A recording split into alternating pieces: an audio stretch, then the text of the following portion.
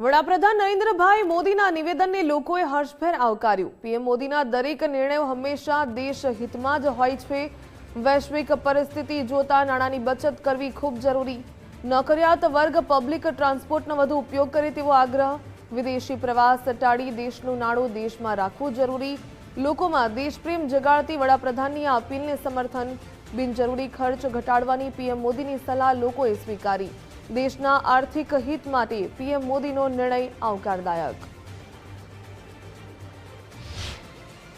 સમ્રાટ કહેવાય એવા આપણા વડાપ્રધાન નરેન્દ્રભાઈ મોદી જ્યારે જ્યારે આહવાન કરે છે ત્યારે મને ખ્યાલ છે કે આમ નાગરિક તરીકે મારે કહેવાની ફરજ છે કે લોકો એમનો બોલ ઉપાડી દે છે। ફોર એક્ઝામ્પલ કોરોના સોનું ખરીદીએ છીએ કારણ કે સોનું ખરીદીને એમાં આપણું ફોરેન એક્સચેન્જ વિદેશી રોડિયામાં આપણું જાય છે।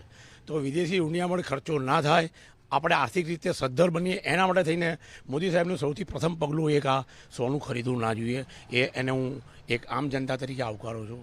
મારી તમામ નાગરિકોને અપીલ છે કે સારા પ્રસંગે કે લગ્ન પ્રસંગે એટલીસ્ટ 1 વર્ષ સુધી આપણે સોનું ના ખરીદીએ।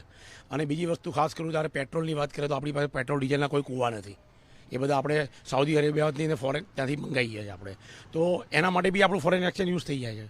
તો આપણો આર્થિક વિકાસ ક્યારે વધશે કે જ્યારે આ ફોરેન એક્સચેન્જ જે આપણું ઘટી જશે ત્યાંથી લેવાનું, તો ઓટોમેટિકલી થઈ જશે। આપણે પેટ્રોલ ડીઝલનો કઈ રીતે ઉપયોગ ઓછો કરી શકીએ કે મેટ્રોનો ઉપયોગ કરીએ। આપણી ગાડી આપણે ત્યાં રેલવે સ્ટેશન પર પાર્ક કરીને મેટ્રોમાં આપણે નોકરી કરીએ।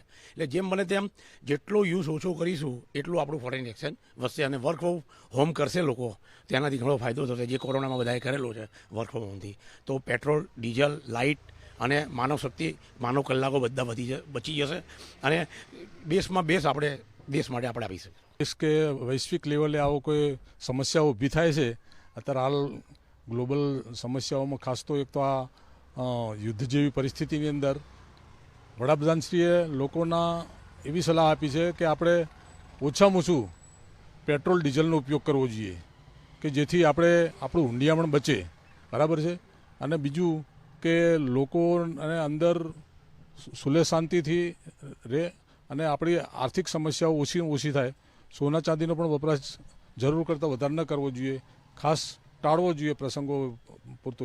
એટલે એ પ્રમાણે ખાસ સલાહ આપણને આપી છે કે ભાઈ એમણે નિવેદન આપ્યું છે ને ક્યારેક આપણે સાહેબ ઇમરજન્સીમાં જ આપે છે। કોરોના કાળમાં પણ આપણે જોયું છે સાહેબ એક જેવા કામ કર્યા છે। હવે મુદ્દો છે મિડલ ઇસ્ટમાં અત્યારે જે યુદ્ધ ચાલે છે એના પ્રમાણે સાહેબે કહ્યું કે પેટ્રોલ ડીઝલ આપણે વપરાશ ઓછો કરીએ, શેરિંગમાં જઈએ, આપણે એક ગાડીમાં જતો 4 જણ જઈએ એક સાથે, પબ્લિક ટ્રાન્સપોર્ટ યુઝ કરીએ।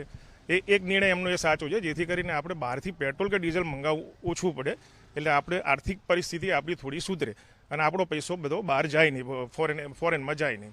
બીજી વસ્તુ સાહેબે કીધી કે તમે સોનું, ગોલ્ડ ઓછું લો, ઓછી ખરીદી કરો, જેથી કરીને તમારી પાસે પણ પૈસો રહેશે અને તમે લોકો પણ અહીંયા ગાડી શાંતિથી રહી શકશો।